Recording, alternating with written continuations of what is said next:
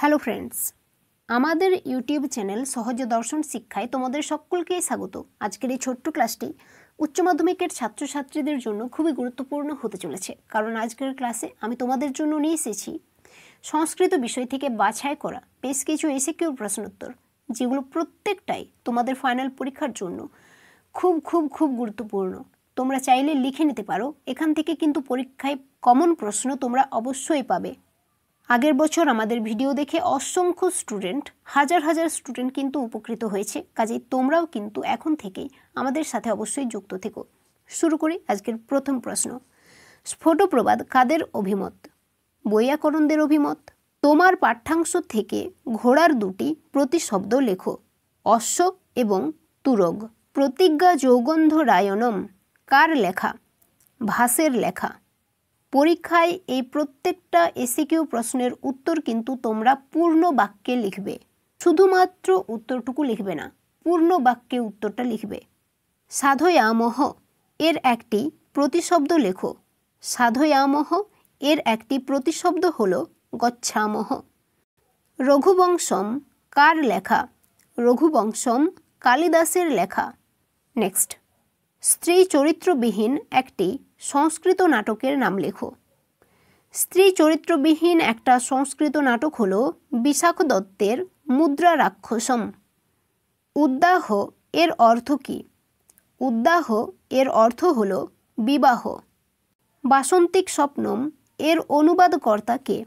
বাসন্তিক স্বপ্নম এর অনুবাদকর্তা হলেন পণ্ডিত শ্রী কৃষ্ণমাচার্য। গীত গোবিন্দ কার রচনা? গীত গোবিন্দ বৈষ্ণব জয়দেবের রচনা। বিধু কথার অর্থ কী? বিধু কথার অর্থ হল চন্দ্র। উটজ কথার অর্থ কী? উটজ কথার অর্থ হল কুটির। কুলস্ত্রীদের সঙ্গে কার তুলনা করা হয়েছে? কবি ত্রিবিক্রম ভট্ট কুলস্ত্রীদের সঙ্গে সূর্যের দূতির তুলনা করেছেন। রাজার বিয়ের আর কতদিন বাকি? রাজা ইন্দ্রবর্মার বিয়ের আর 4 দিন বাকি। কৌমুদীর বাবার মনোনীত পাত্রকে? কৌমুদীর বাবার মনোনীত পাত্র হল মকরন্দ। ভগবদ্গীতায় কয়টি অধ্যায় আছে?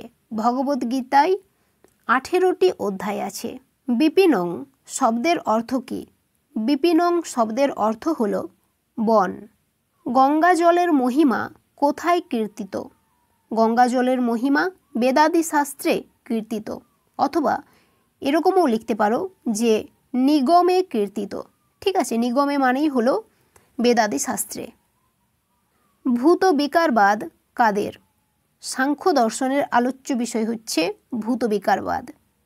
স্বশ্বাসানুরুদ্ধ এর অর্থ কী? এর অর্থ হচ্ছে নিজ নিজ অশ্বের পিঠে আরোহণ করে। জঠর শব্দের অর্থ কী? জঠর শব্দের অর্থ হল মাতৃগর্ভ। দর্শ শব্দের অর্থ কী? দর্শ শব্দের অর্থ হল অমাবস্যা। ত্রিবিক্রম ভট্টের দুটি বিখ্যাত কৃতির নাম লেখো।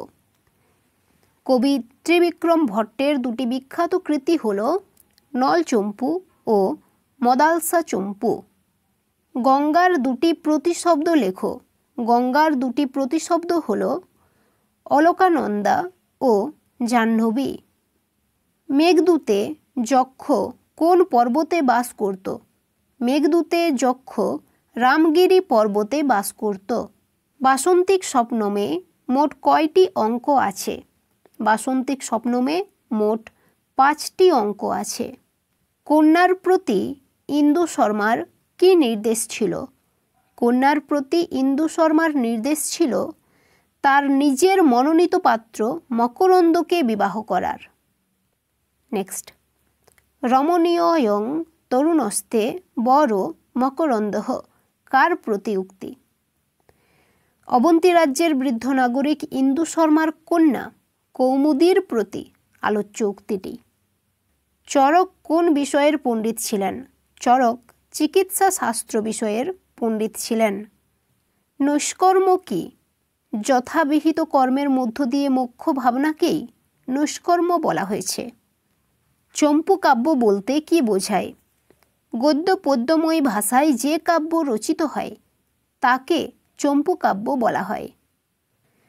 নলচম্পু ছাড়া অন্য যে কোনো একটি চম্পু কাব্যের নাম লেখো। নলচম্পু ছাড়া অন্য একটা চম্পু কাব্য হল ভোজের রামায়ণ চম্পু। আয়ুর্বেদের উৎস কোন বেদ? অথর্ববেদ। স্বপ্ন বাসবদত্তম কার লেখা? ভাসের লেখা। ভগবদ্গীতার উপদেশ কে কার উদ্দেশ্যে করেছেন?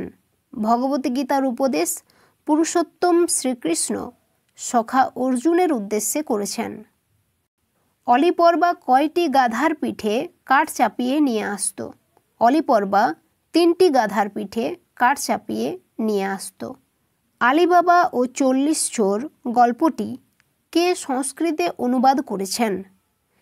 বিংশ শতকের কবি শ্রী গোবিন্দকৃষ্ণ মোদক আলিবাবা ও 40 চোর গল্পটি সংস্কৃতে অনুবাদ করেছেন। বরাহমিহির রচিত একটি গ্রন্থের নাম লেখো। বরাহমিহির রচিত একটা গ্রন্থ হল পৈতামহ সিদ্ধান্ত। রাজার বাগদত্তার নাম কি? রাজা ইন্দ্রবর্মার বাগদত্তার নাম হল কনক লেখা। বাসন্তিক স্বপ্নম এর মূল ইংরেজি নাটকটির নাম কি? বাসন্তিক স্বপ্নম এর মূল ইংরেজি নাটকটি হল শেক্সপিয়ার রচিত এ মিডসামার নাইটস ড্রিম। ভগবদ্গীতায় মোট কয়টি শ্লোক আছে? ভগবদ্গীতায় মোট 700টি শ্লোক আছে। পিতার পছন্দের পাত্রকে বিবাহ না করলে কৌমুদীকে কি শাস্তি পেতে হবে? পিতার পছন্দের পাত্রকে বিবাহ না করলে কৌমুদীকে আজীবন বিবাহ না করে থাকতে হবে অথবা মৃত্যুবরণরূপ শাস্তি পেতে হবে। দিয়তাং দয়াদ্রং চিত্তম কে কাকে বলেছেন? বাসন্তিক স্বপ্নম নাট্যাংশের আলোচ্য অংশটির বক্তা জনৈক প্রজা ইন্দু শর্মা বৈবস্বত নগরের রাজা ইন্দ্রবর্মাকে বলেছেন। সো ফ্রেন্ডস, আজকের ক্লাসটি এখানেই শেষ। তোমার যদি ক্লাসটি ভালো লেগেছে তো অবশ্যই ক্লাসটিকে একটি লাইক দিও, চ্যানেলটিকে সাবস্ক্রাইব করে নিও, আর হ্যাঁ, তোমার যারা ফ্রেন্ডস রয়েছে তাদের সাথে ভিডিওটি অবশ্যই শেয়ার করো।